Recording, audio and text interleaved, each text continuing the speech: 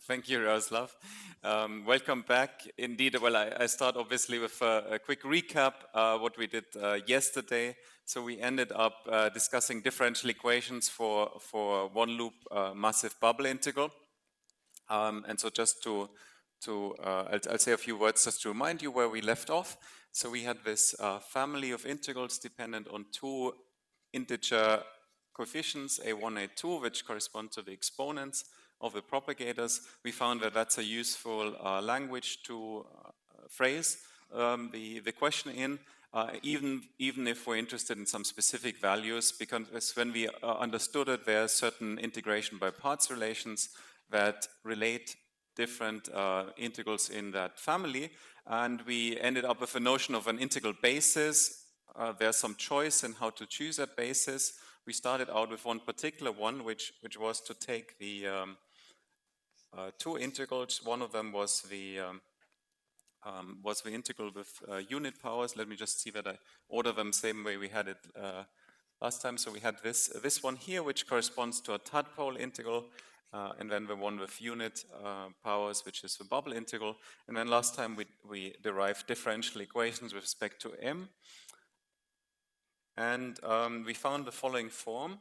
We found that just schematically, there was one term which I call A0, which was independent of epsilon, and then we had a term linear in epsilon, which I'll denote by A1. And this whole thing, it multiplied our basis integrals again. Now, so here I should remind you what is epsilon. Actually, that I kind of only said in passing. So in the usually we're interested in integrals close to 4 dimensions, but here for technical reasons, I discussed the integrals close to 2 dimensions. So you might wonder, well, isn't that a bit special?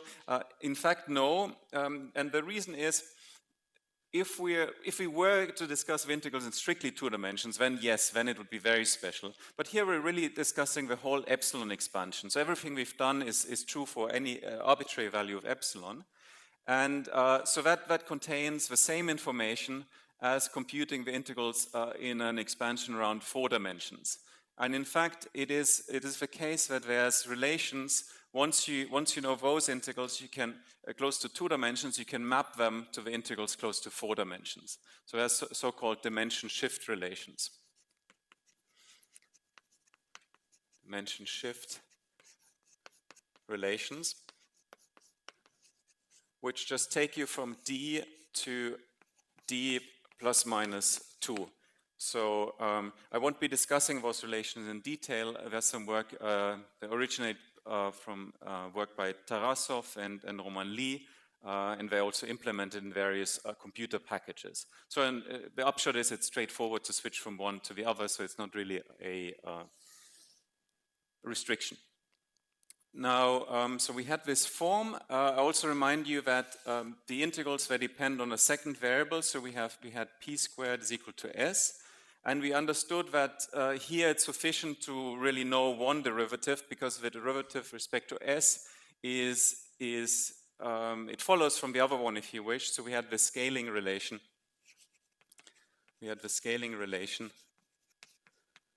That if we rescale all dimensional full parameters, s and m squared, in this way, and we act with this on an arbitrary integral of our family, well, then we can see just by dimensional analysis that we have to get the same integral back. And there'll be some factor, I'll just denote it by this symbol, which measures the dimension of the integral. So that will be a factor which depends on A1, A2, and D. I leave it to you as an exercise to think what precisely is that factor. And yesterday, actually, we saw it for some specific choices of values here. So that means that we actually only need to know one of the 2 partial derivatives. They contain the same information. On the other hand, I also pointed out to you that if you actually work through this, it's very useful to compute both of them and then use this relation as a consistency check. And now the final thing where we left off was that we wanted to get a differential equation like in our toy example of the first lecture, where one of the key features was that the right-hand side was proportional to epsilon. So here we already have something quite remarkable, that the dependence on epsilon is simple. It's actually just linear. This was not at all, it's not at all to be expected. You might see in more complicated higher loop cases that there's a complicated rational dependence and in different way in the components of the matrices. But here it's already linear. And so there was a last thing we needed to do, namely to, in some sense, remove this A0 part. And I already told you the last thing I wrote yesterday was some transformation, a basis change going from this basis to another basis which achieves this. And so this is where I'd like to start today. So the new basis that we're going to use is again the tadpole integral, but something will change for the bubble integral. Actually, we're going to normalize it in a particular way. The normalization factor was square root of minus s times 4m squared minus s. And I'd like to. So today's lecture will also we'll see a bit more where this comes from, how you could find it actually in advance, even without looking at the differential equations. However, since we already have them, let me just make one remark. In this simple case, you could get the factor by thinking about how to remove this A0 part.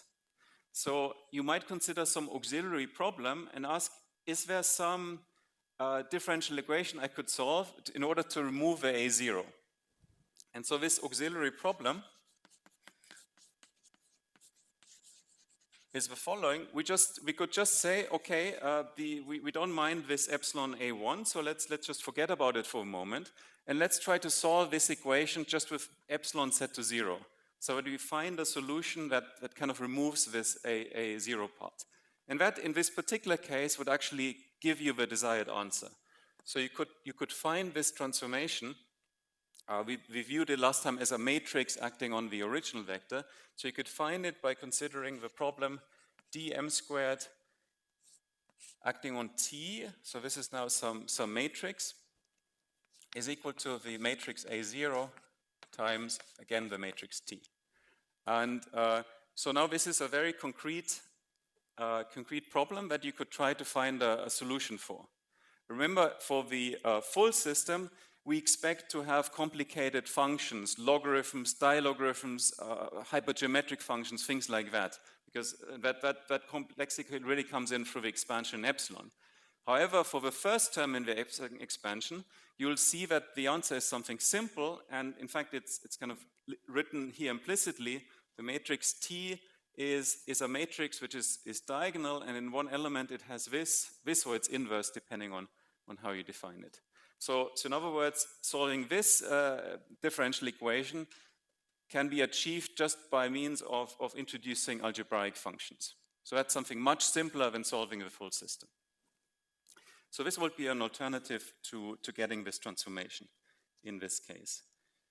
So maybe that gives you some idea. I hinted last time also at the fact that there's various other algorithms that if you have some differential equation which is kind of close but not yet quite in the final form that we're hoping for, there's various tricks like this one can do to make progress.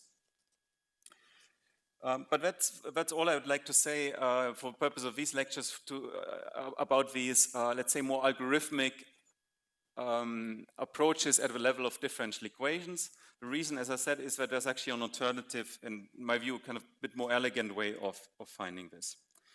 So let's return to our equations and let's actually see what we get once we have this basis choice. So let me write down for you the equations. So we have dm squared f. So now, as desired, we removed the epsilon term. But then, through the multiplication of this T matrix, the right-hand side does now have a bit of a different form. So if minus 1 over m squared, 0. Here we have minus 2 divided by m squared, square root of 1 minus 4m squared over s.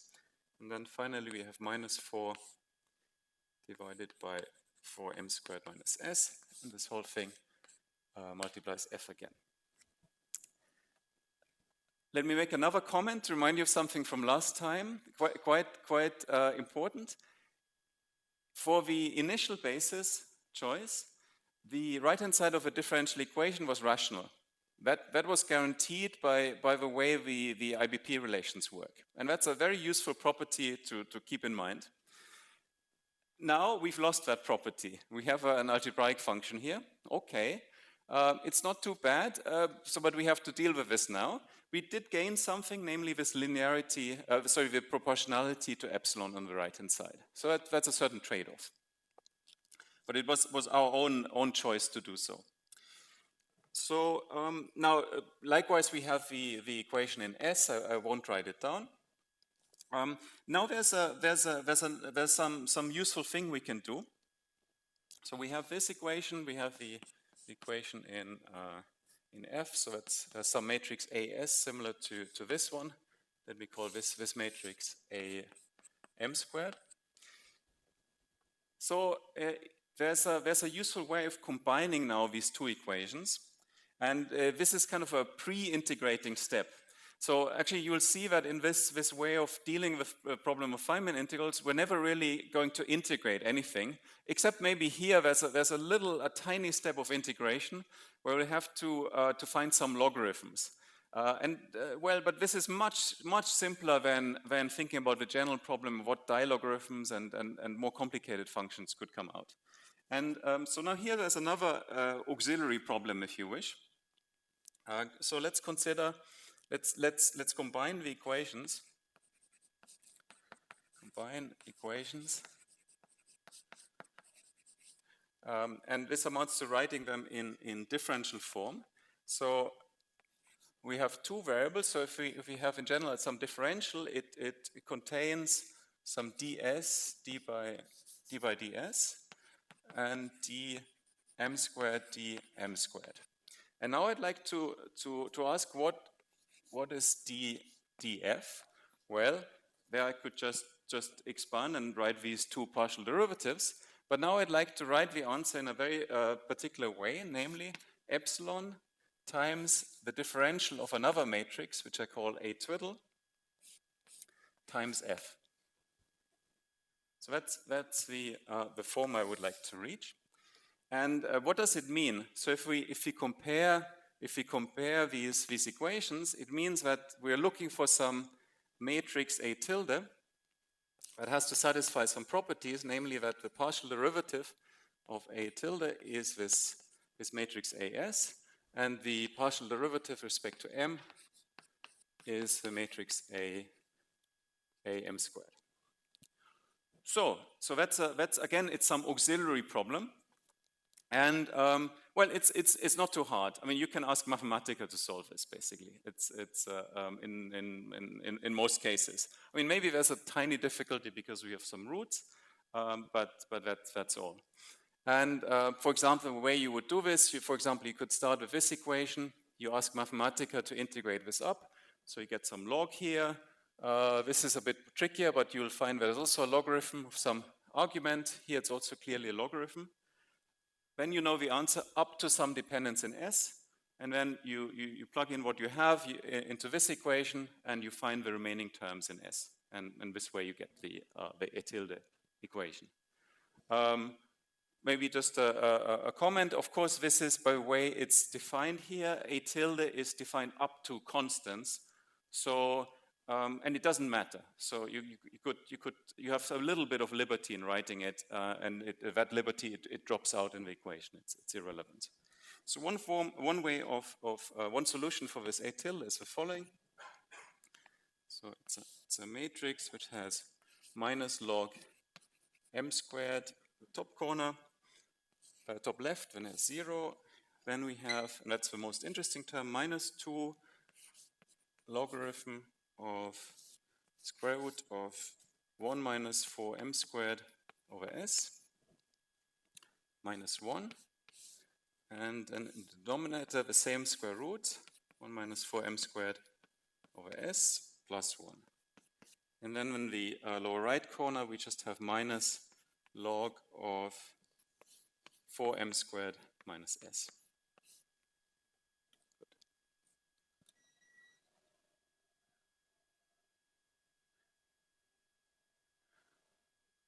So you see, this is a very nice kind of cleaned up form of equations. It's clearly preferable than hanging on to these two different partial derivatives. And in particular, I mean here, as we said, in reality, secretly we have only one variable because of the scaling relation.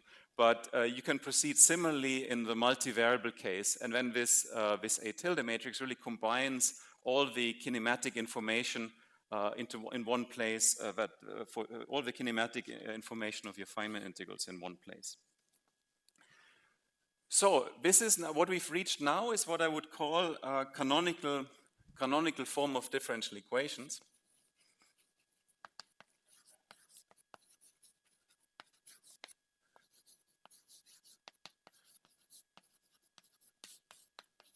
Well, in reality, there's probably different forms that you could call canonical form, but here we have it now for a relatively large class of Feynman integrals.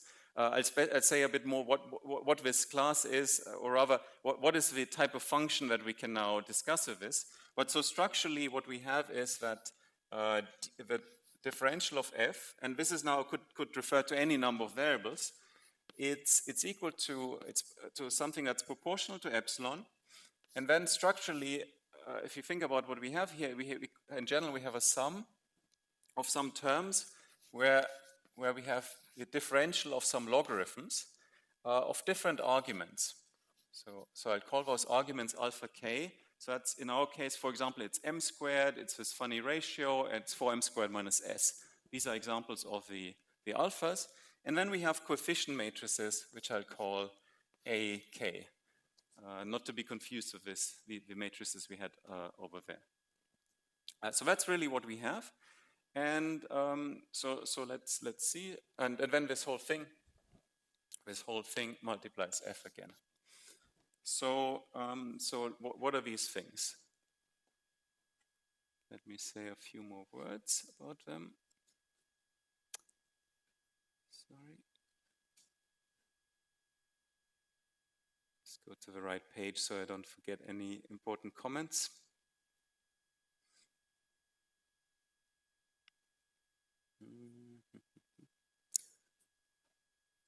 It's higher up.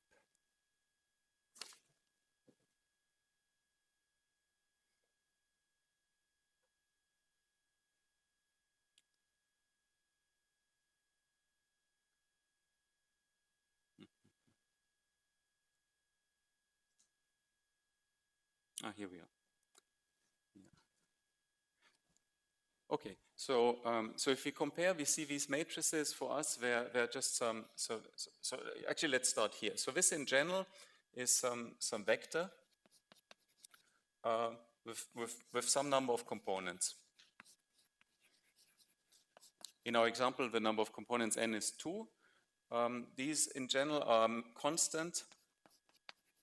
So constant with respect to the kinematics. I just have entries who are q valued. Constant n by n matrices. Make it explicit so they're q valued. Just rational functions. And then what are these alpha? These alpha are actually the most interesting part.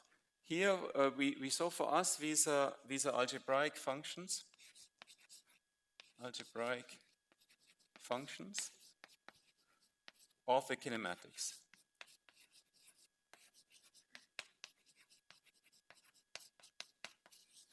And this is precisely what's referred to as the alphabet for a given Feynman integral.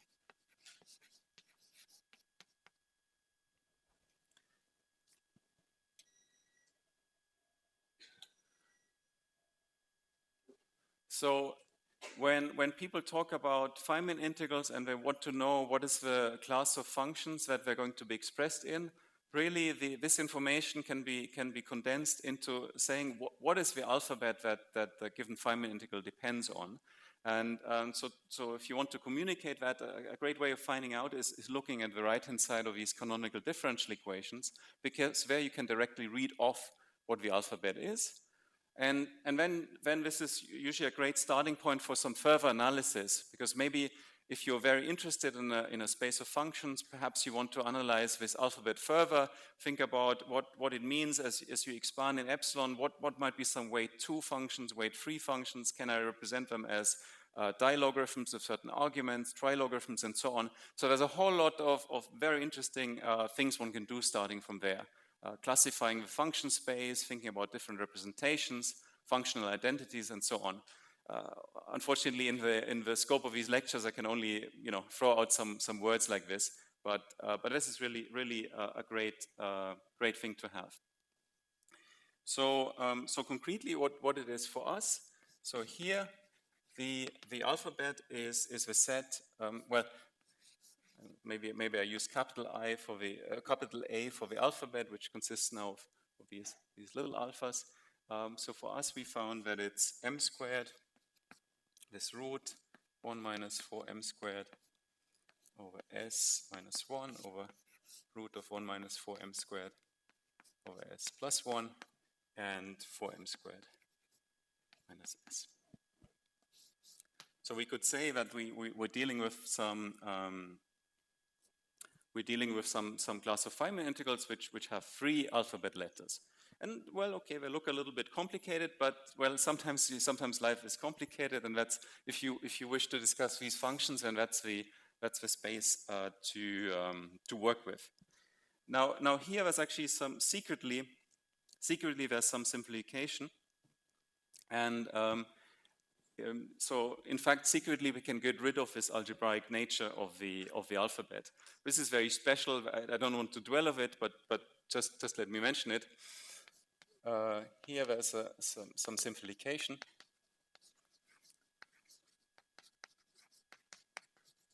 So we're allowed to change variables. Our process depends on m and on s, but we could choose other variables, and that turns out to be useful.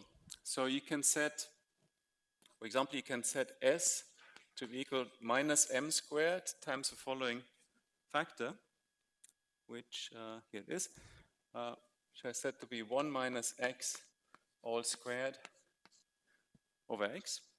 So this basically means that we now keep as independent variables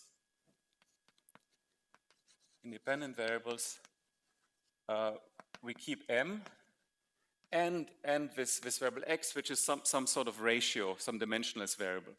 And if you do this change of variables and go through the motions here, then you will see that this square root actually becomes a perfect square. You can then choose some domain of validity, choose a branch of the root, and actually in this particular case, the alphabet rationalizes.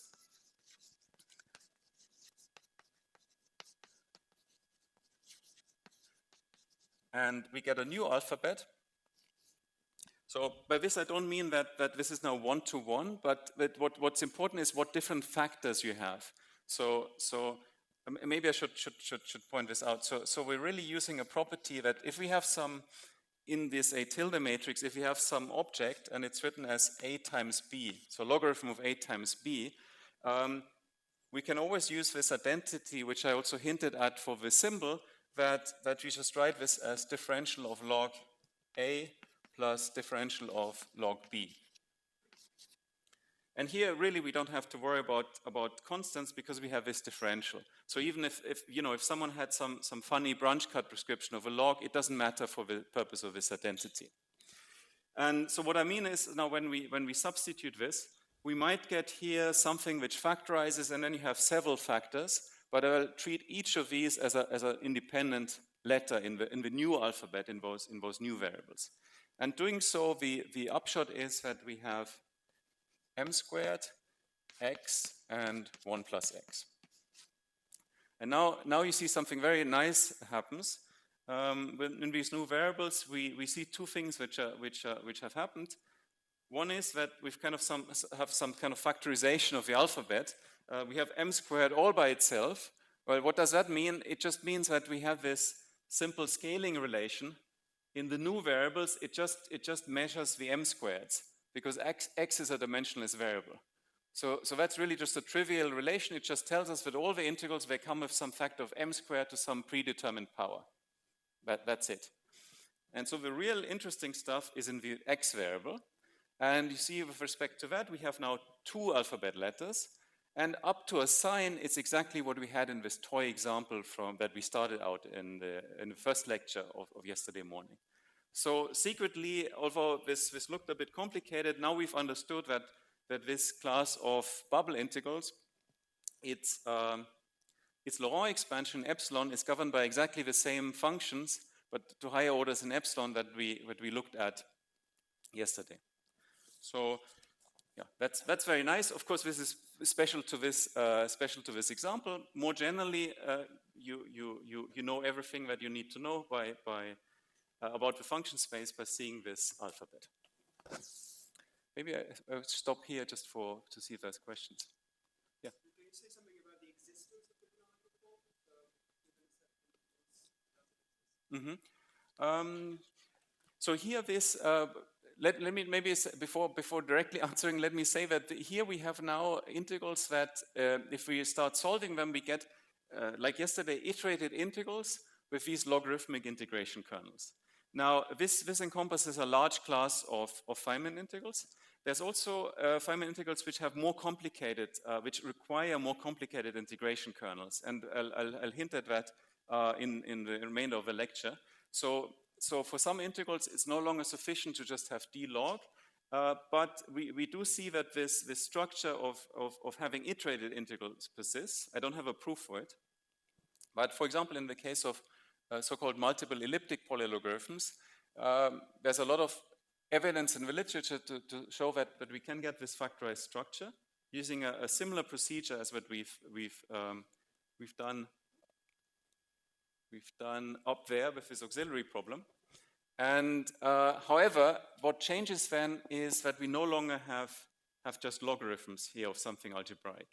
And it's an interesting open question what replaces this. So here we have a nice setting where we talk about, we've kind of constrained the structure. We said it's d log of something, and we can discuss the different somethings. Actually, I'll give you a bit of an overview of what types of things you can have. So that's this setting, and in the more general multiple elliptic and beyond setting, we don't really know yet what exactly what's the best way of thinking about what's on the right-hand side.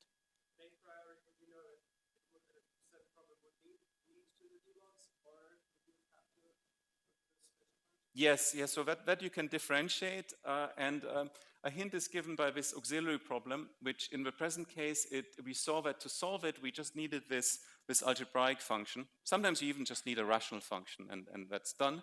And for instance, in the elliptic sunrise integral, you'd find there that the auxiliary problem is intrinsically a coupled 2x2 system, which gives rise to a complete elliptic integral. So that would be one way of seeing that there's a new structure that appears. Yeah, thanks a lot for the question. Yeah, there's another one. Sorry, maybe you mentioned it earlier. Is it clear that is it the case that we'll always get first order? Yes, this is guaranteed. It's in a way, it's by construction. There's probably different ways of seeing it, but here we see it through the mechanics of this IBP construction, that we take a first derivative and then we guarantee that the right-hand side can be re-expressed in terms of our chosen basis. So it's a system of first-order equations. Of course, as I mentioned last time, you can always rewrite this as a higher order equation for a single integral. So it doesn't mean that things are really very, very simple. I mean, for example, as we go up in the loop order, I mentioned some examples now, the size n of a system will grow, and then that corresponds to the complexity of the more complicated integrals. I'm kind of looking out to see if there's an organizer who could bring me some water, because I anticipate that soon my voice will fail, but I think, what's that? Oh, you see, oh, wonderful, thanks so much. Okay, I think let's take another question and then I'll proceed, yeah.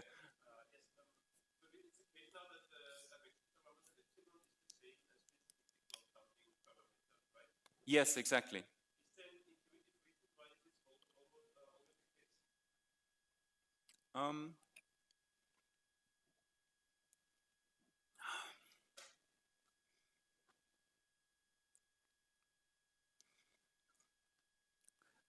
I'm tempted to say yes, but that puts me in a position to justify it. So I'll say a few more words about motivating this. Hopefully it will become a little bit clearer. Yeah, let me postpone that and ask me again in 10 minutes if it's yeah. Let's see if that's satisfactory. Okay. So let's see. So what do we have? Look in my plan. So we had the bubble, we have a general D-log form, we know what an alphabet is. I told you last time also how this is connected with the symbols. So just from this you can construct the symbols that for example, that Lance was telling you about. So so having said that, now let's proceed. Yeah, let me give you some examples. Just I mean, because we're doing one loop, but maybe it's interesting just to get a feeling for what you might encounter. Of course, I'm not going to be too explicit, but just to give you some feeling. So some examples of integrals or processes that kind of follow this pattern. And so I'm going to just draw some diagrams, and then I'm going to what could be interesting. So maybe we could want to know roughly what is the number of basis integrals. N, which we call n. Then maybe we want to know what is the number of variables, and I'll make them dimensionless. So and then we could want to know the number of alphabet letters. So just to clarify my notation, let's start with this massive bubble, right? So we had this. So there we had two basis integrals. Now number of dimensionless variables is 1 because we could kind of trivially get rid of this m squared, and then as a function of x we had 2 letters. Now there's other interesting integrals. For example, people have considered massless 2-to-2 scattering, and so that's I don't know what should be a good. Anyway, maybe the order doesn't matter. So there's massless 2-to-2 scattering. And there, I now just draw the kind of one of the most complicated diagrams that people have evaluated just by way of example. So this would be some free loop non-planar integral. Of course, then people also evaluated all the lower ones, but just to give you a flavor for what's possible. So there it turns out there's 76 basis or master integrals. There's only one variable. So so essentially here you have you see this depends on the Mandelstam variables s and t, and so therefore then there's one dimensionless ratio. And actually here there's also just 2 letters, and amusingly it's exactly the same letters. They have a different meaning, but it's also x and 1 plus x, just like we had here. So it just happens to be the same function space. Okay. But you can see there already the, following this method is really useful because, you start having matrices which are 76 times 76. But essentially here it just amounts to linear algebra dealing with them. Now, we have something which is of a similar kind. It's also 2-to-2, but where now some of the external states are massive. So for example, let me say this one is massive and that one is massive. So that adds 2 scales to the problem. So therefore we have now 3 variables.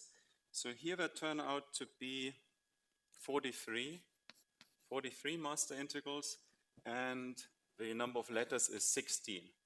And I won't write them, but they're polynomial, 16 polynomials in the 3 independent variables. Okay, I'm just using a bit too much space, but let's just move it up.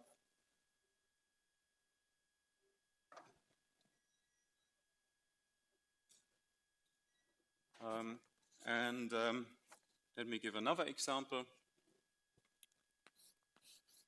So quite recently, people consider these two-loop 5-point integrals even with one external mass. Oh, by the way, why would you want these external masses? So this is something that people use for example, in collider physics. If you imagine that the two incoming particles are gluons out of a proton, and then you can produce two vector bosons, massive vector bosons, for example. So and so all of these things that have been used for some Pheno applications.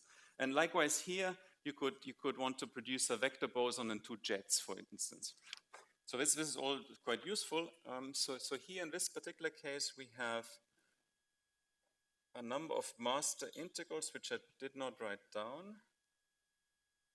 That's a pity. But there's, maybe someone can tell me, but there's 5 variables, and if I count it right, there's about 58 letters. And there, the problem does contain some square roots again. There's some similar tricks to what we did over there, but, to get rid of them. But in general, we could say that it's really maybe a good way of thinking about them is to say that these are algebraic letters with algebraic dependence. And I forget how many master integrals there are. Maybe I don't know. Maybe of the order of 100. I don't know, something like that. Let's don't pin me down on the number. Do I want to give something else? Yeah, I guess you get the idea. Some of my examples are mostly, they're really examples here, mostly with internal massless lines, but likewise people have considered processes with internal masses. For example, let's say where this line corresponds to a massive top quark, then likewise you have results. And to answer to the question that was asked earlier about the function space, so these are all within this setting of logarithmic integration kernels. Typically, when you start adding more internal masses, that's a way you can get into more complicated function spaces. So that also has been considered. But there it gets more complicated because we don't have this unified framework. It's a bit more of a case by case. Whereas here, thanks to the formalism, you can really, I mean, it's at least in principle clear how to proceed. And it's more about, do we have the computational power to go through all the steps that we saw here now for a simple example? Can we automate them on a computer that handles like hundreds of Feynman integrals? Mm-hmm. Are there any rules for which using which you can determine the number of base integrals, the number of letters that you think you'll get from a particular diagram without actually evaluating it? Yeah, that's a great question. Yes, so yes to both questions. So there's actually a lot of work also closely connected to mathematicians' work who are interested in both these problems. So let me just say that so the problem of counting master integrals, there's actually several papers, and even in some of the public packages, it's implement such ideas. I think there's also more to come, and one reason is that for mathematicians, it's in some sense simpler to answer these questions for what they call generic cases. And generic cases sometimes means that for example, we like to have these exponents a1 and a2, we like to have them integer, because that corresponds to the cases we compute. And generic for mathematicians might mean, well, they're everything but integer. So that's a nice tension there. And another thing is that we didn't talk about Feynman parameterization, but you could phrase the question as what are the properties of a certain integral representation over some parameters and a certain polynomial in the denominator. And that polynomial has coefficients, and mathematicians like to think of generic coefficients, and we have specific coefficients. So that's quite amusing. But there's a lot of good work there. And related to that, now staying with this idea, for instance, of Feynman parameterization, the second question you asked about the alphabet really is intimately related to the question, what are the singularities of the integral? And there's ways of anticipating that from different representations. So Landau analysis is Landau equations is one keyword, and there's also been quite a bit of recent progress, again, also in combination with mathematicians. Good. So now I see something strange. The clock has proceeded, so I need to continue as well. Okay, but I think we're good. We're getting where I wanted us to get. So now let me return a bit to this question of how we find this transformation, because it's really quite nice. Good. So we covered this.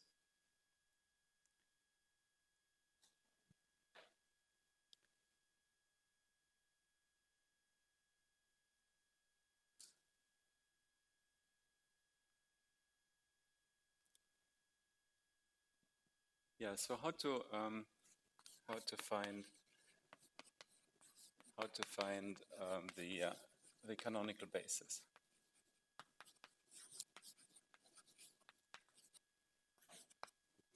So there's one key observation that will help us, which is something that I mentioned yesterday, which is that the differential equations hold for the integrals, but they also hold for discontinuities of the integrals. And we saw yesterday in the toy example that we had an equation for Li2, but then the same equation was true for the logarithm. And even in extreme, if we took another discontinuity for the constant, that is kind of trivial. But let's see what this would mean for our present case. So we were interested in the differential equation of a bubble integral. So this bubble integral depended on momentum p and on the internal mass.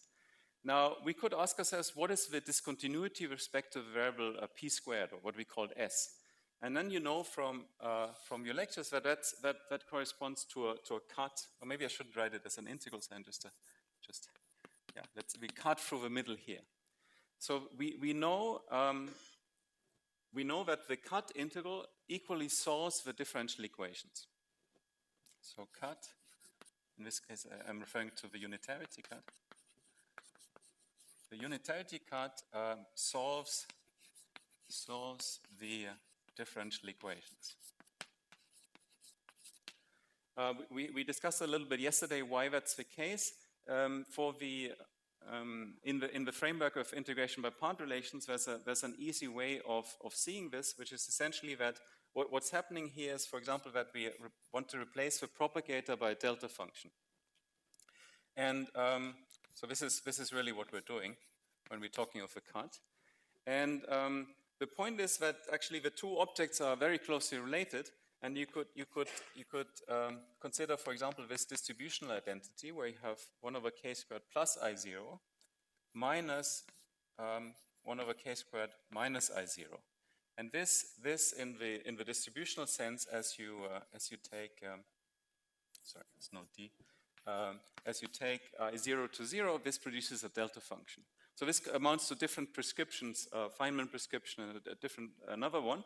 However, when you think about how we derived integration by part relations, which were essential to getting the differential equations, it didn't really matter because we just had polynomials, so a prescription wasn't important in these algebraic manipulations. So therefore, the integral with that prescription and with that prescription, they satisfy the same differential equations. They have the same differential equation matrix. They do differ, of course, but the difference is in the boundary conditions. And so this is exactly now what we're going to exploit. We can do a replacement where we, in principle, replace any propagator by a delta function, and the differential equation matrix will still be the same. What's the advantage? Well, we can make use of those delta functions. We can use them to localize some of the integrations. Now, how many integrations do we have? Well, we have d equals 2 minus 2 epsilon integrations. So we could localize 2, but then we have still an infinite number left. That's not so good. So, I mean, it does help a little bit. But now, strictly speaking, we should consider now this cut in d equals 2 minus 2 epsilon dimensions. However, it turns out, a bit like in Jake's lectures, that it's very advantageous to go to an integer dimension, and we can learn a lot from that. And in my experience in this business, you get kind of 99% of the information you need from this consideration. And then, you know, there might be, and we know in some cases it's harder than in others, but there's a bit more information that you may need. but it's very, very useful to do this approximation. So let's approximate by d equals 2. Now you might say, well, in general, that's not good because our integrals are divergent. But this is actually where the cuts help you, because if you cut enough lines, then you localize all the integrations and there's no divergence left. For our bubble integral, it doesn't matter. It was UV and infrared finite to start with, but just in general also, you shouldn't be worried about this. So we have a nice calculation to do, which is, so we have d2k of, well, not very much. So we have delta of k squared and delta of k plus p squared. I'm sorry, I missed the mass term. Minus plus m squared. So this is something we can try to evaluate. It's useful to change variables. You see, I mean, here you have the components. I mean, there's many ways of doing it. Essentially, you're computing some Jacobian to get the answer. And when you do this calculation, you can do it as an exercise. You get exactly this factor here. 1 over square root of minus s times 4m squared minus s. And so what does that tell us? So we've computed now this factor. You see it's exactly the normalization factor that we included up there in the middle slide. But now we have another way of you see, it's another way of solving this auxiliary problem that we had up there. Because we know in advance what's the solution to the auxiliary problem. We know that the cut integrals solve that problem, and that's one thing. And the other thing is, well, it's much easier to evaluate the cut integrals. Here's the answer. I mean, I just wrote it, but it's actually easy to work out. And so this is the key principle. In this example, it so happened that the physical S-channel cut, it completely localized the integral. There were no more integrations to do. But more generally, you might have some integrations left, so maybe it's not enough to consider S-channel cut. But you can be inspired by generalized unitarity, and you can just say, well, I'm allowed to cut any propagator. And so you can cut as many propagators as you wish. And indeed, that's the simplest thing to do to start with, to say, okay, I cut as many propagators as possible. Use generalized unitarity.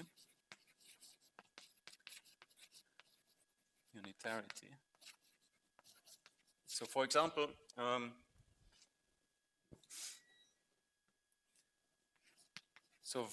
let's say you have a massless box integral. When we could just say, okay, let's to see what a good normalization factor of this should be, we just cut all the 4 propagators. Okay, here you could say it's a consecutive S-channel and T-channel cut, but never mind. It's for my purposes, it's some generalized cut, and you would find that this gives some 1 over S times T normalization factor. Perhaps what I mean by generalized unitarity is more obvious if we look at the triangle integral. So these are all massless integrals now. So there, it looks like we can only cut 3 things. Okay, so you have a 4-dimensional integral. You have 3 delta functions. Maybe you choose some convenient variables. You evaluate the Jacobian, and you get something. And let me write for you what you get. So you need to have some 4th variable. Let's call it tau. And what you'll find is you'll find this expression here. So you find 1 over S, and then you find something further, some integral in tau. But now you could apply the same philosophy, say, well, really what we're doing here, when we say replace k squared by a delta function, we're taking a residue at the location k squared equals 0. And we can generalize that philosophy to saying that, well, why not take a residue at tau equals 0? And this way we just get rid of this final integral as well. So in other words,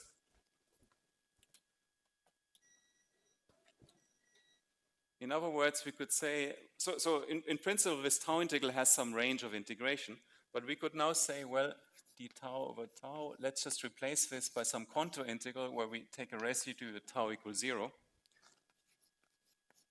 And we just put this to 1. And then we conclude that the proper normalization factor for the triangle is just this, this factor 1 over s. So we conclude that the box, it's cut, it gives us this, and the triangle, it just gives us 1 over s. So this would be a good way of finding these factors. And right, yeah. Mm-hmm. You had one of the integral propagated raised to the power. Would you still be able to? Well, so yeah. So if there's a numerator, then so there's two ways. So if there's a numerator, then I could do it, but then I would that would lead to 0, and I would just conclude that on that cut the integral gives 0. If there's a higher power, you can consider this, but it starts to get a bit tricky because essentially when you take a residue, you know, you have the rest of the integrand. So basically you have something like 1 over tau squared, and you have the rest of the integrand. And then you'd have to expand also the rest of the integrand a little bit further. Yes, it's possible, but it gives you something messy. And the short answer is actually it's not a good idea. So you can consider it, but it will not be very fruitful. That's my short answer. Yeah. Okay, I think I started a bit late, so I have 10 minutes more. I think is that correct? Yeah. Okay, fantastic. Okay, so I feel, because I feel like there's something important I want to tell you to kind of put this into context before wrapping up. So we have kind of now some, yeah. So we saw different things. I would like to connect this with something that we saw earlier, and so let's try to connect various elements that we saw before, right? So we had. So yeah, let me just say this. Where does this lead to? So we started with the unitarity cut. We went to the generalized unitarity cut, which also involved now just taking some residues in the loop integrand. And so the general thing that you want to do is to consider so-called leading singularities. So where this leads to is compute the leading singularities of some integrand. And gosh, I approximated, I abbreviated already. So this LS stands for leading singularities.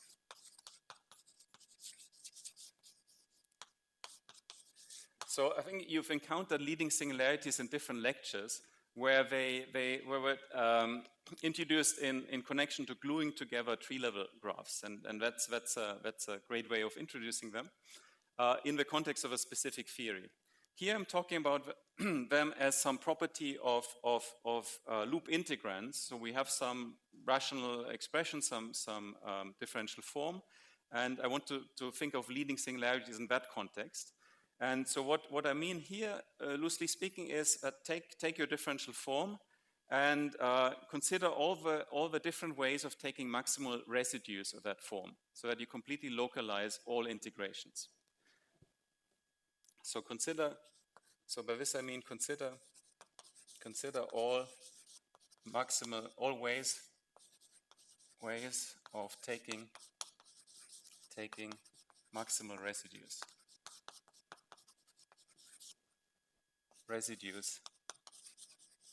of the differential form. The differential form being the loop integrand. Now we've done this in these examples where it was kind of maybe these examples were too simple, because in all these examples there's just one place where we could take a residue essentially. See, maybe two here, because you could say we take a residue at 0 and infinity, but then the coefficient is the same. And so we're interested then in the coefficients, And we want the recipe is you want to normalize the leading singularities, so the residues that you get, to be constants.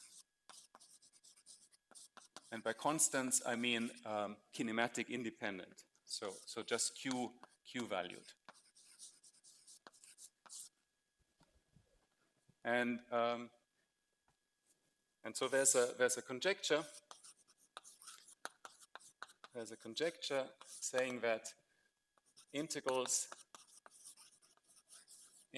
with constant leading singularities, they correspond to uniform weight functions. Sometimes they're also called pure or pure uniform weight functions, if you wish. Right. And so that's the that's the guidance you get from leading singularities. So the upshot is that you can take a loop integral and you can analyze it. You can compute all its leading singularities, and if as in the cases that we had here, if there's all different ways of cutting and all different ways of taking residues, you just always find the same kinematic dependent factor, maybe up to some different constants. Then it means that the integral is good, and you can just normalize it, and you have what you can expect to be a uniform weight function. So that's the usefulness of this procedure is that you can do this simply at the integrand level. You never even have to compute the differential equations. So you can do this analysis beforehand, write down a list of integrals that you consider to be convenient in this sense, and then on the other hand, do this IBP analysis and then choose from your list a list of basis integrals. And then, if everything goes well, you have that, following that procedure, when you write down the differential equations, in the best case, it could be that it automatically has this canonical form that we're looking for. I told you earlier that there's a 1% which has to do with some approximation, that sometimes the epsilon is actually important and there's some effects which one can study more. But in my experience, following this procedure then puts you almost into the canonical form, and then one can think about whether some further transformation needed, or if one wants to understand better, for example, by really considering honestly d-dimensional cuts as opposed to integer dimensional ones.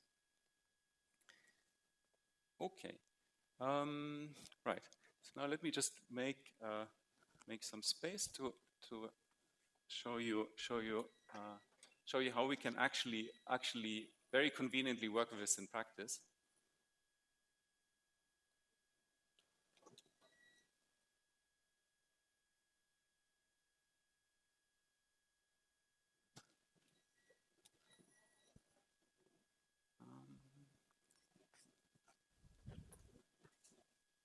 Maybe I'll keep this. Oops.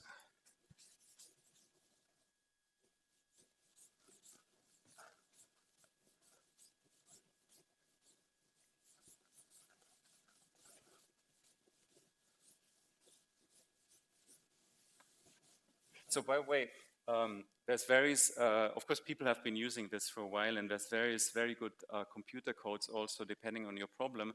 You can set it up, and then, if it's not, if a problem is not too complicated from point of view of kinematics, for example, there's really some algorithms that you can push a button. The algorithms analyze all these leading singularities, and they tell you, look, this is a good basis, and then you could proceed with this. But of course, maybe it's more fun to just look at how the principle works, how you can even knowing some things, you can make a lot of progress.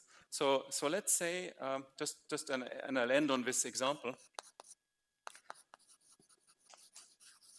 Let's say you were interested in these two-loop 2-to-2 integrals. So maybe to start with, you'd run your integration by parts program, and you'd find that there's 8 master integrals, or master or basis integrals. Okay, so you need to find 8 good integrals which have nice leading singularities. Now, in fact, you will see that you can decompose this problem into subproblems according to the propagator structure. And in fact, you can ask a more refined question, which is to ask how many master integrals have actually all those 7 propagators. So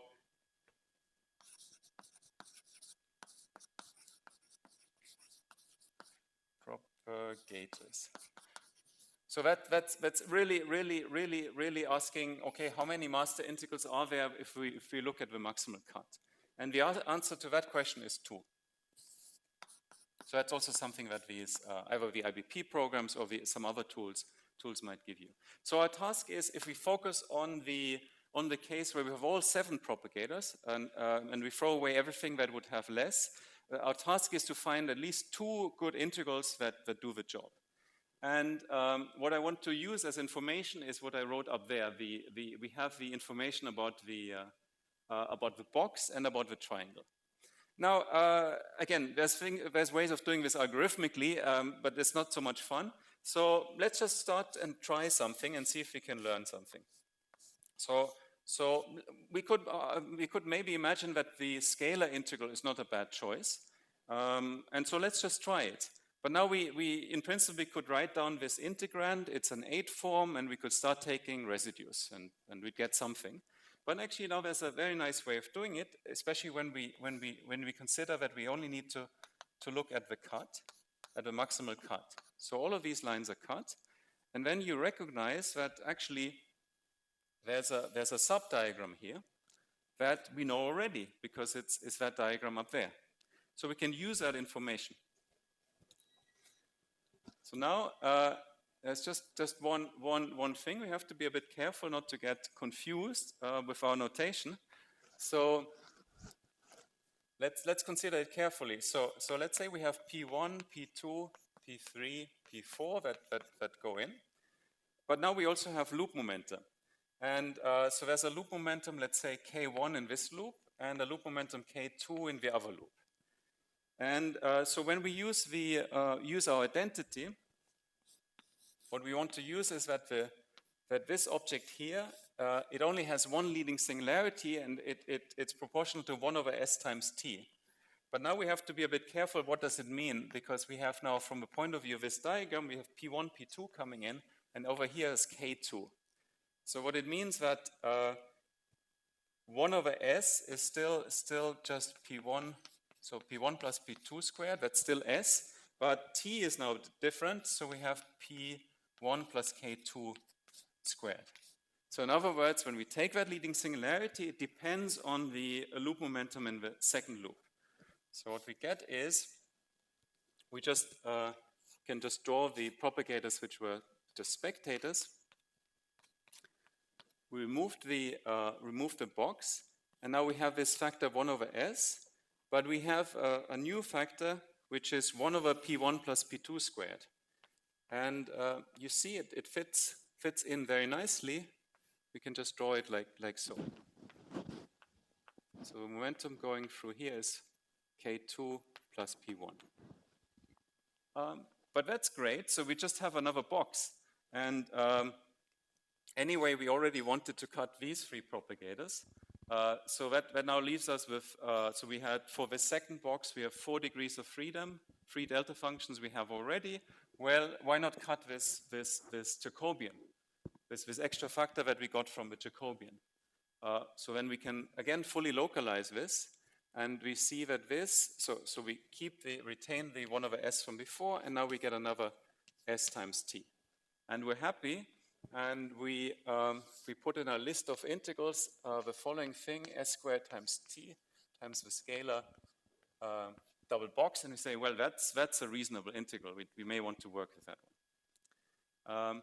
Now, before we finish, clearly we have to find the second integral. So I need some help. What's on the blackboard? Does that inspire you? Is there something else we could consider?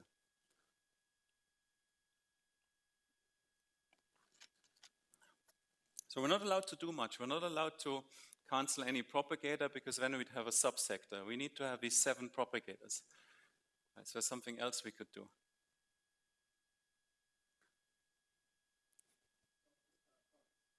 Scalar product.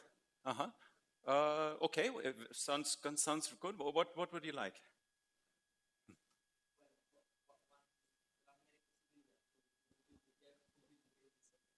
Right.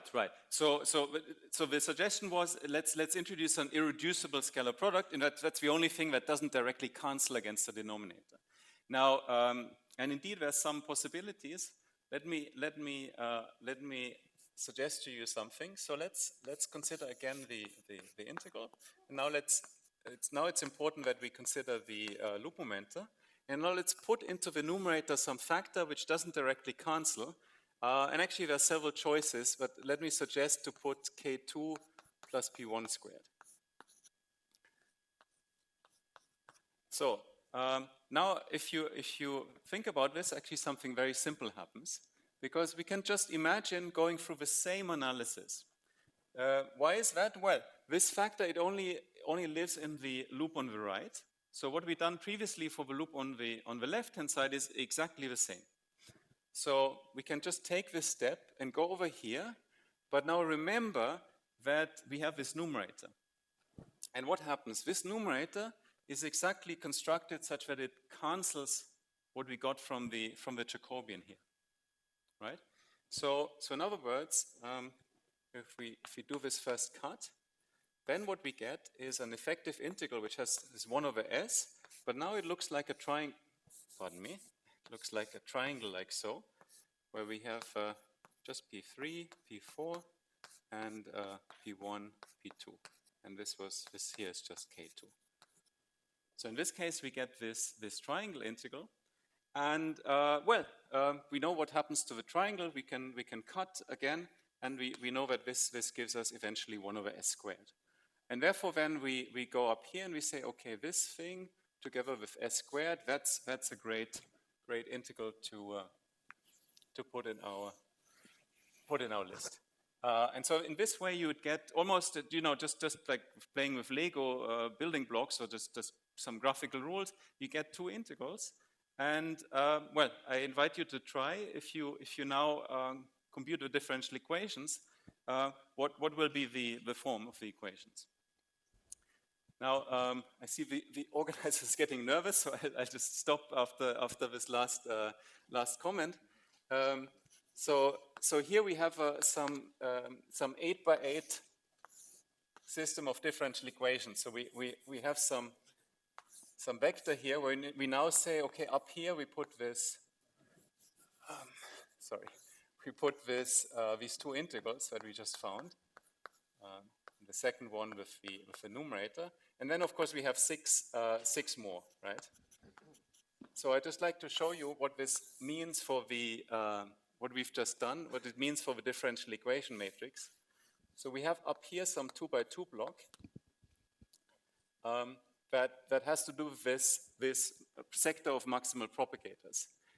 We'll also have other blocks for the lower, for the 6x6 sector, and we also have some off-diagonal block. And then we have some big 0 over here. And so what we've just done with this graphical analysis, we've made sure that this 2x2 block up here, that is in canonical form. All right? And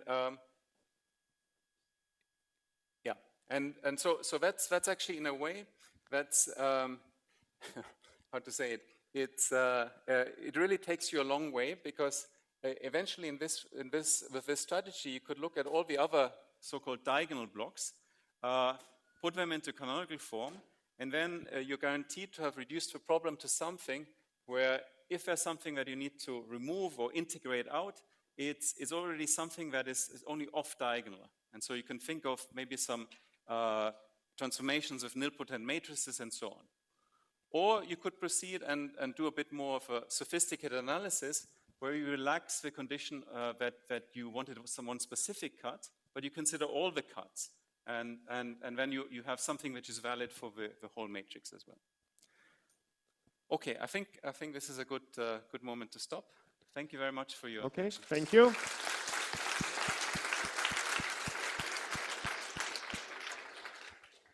Okay, questions for Johannes? Just one super simple thing. Is it possible that the 0 is on the other side? It's absolutely possible. I was just Because- waiting for someone. Actually, I was expecting Lance to make that comment, but I'm sure he was ready to do it. Is it on the other side? Is that the top sector?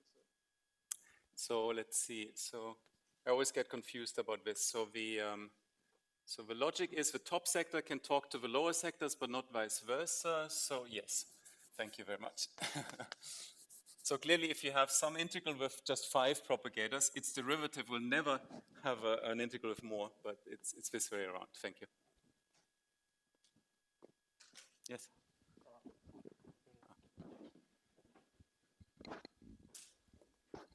Yeah, so if you're working in 2 dimensions, how can you take so many cuts without the loop momentum vanishing? Right. So sorry, I was going a bit more quickly here. So this example is in 4 minus 2 epsilon dimensions. So here we're talking that, for example, this box is a 4 form, and so with 4 cuts is exactly what's needed to localize this to a constant. I was going a bit quick there, sorry. Okay, thanks. Okay, more questions? Comments? Well, if not, thanks a lot, Johannes, again for the whole car.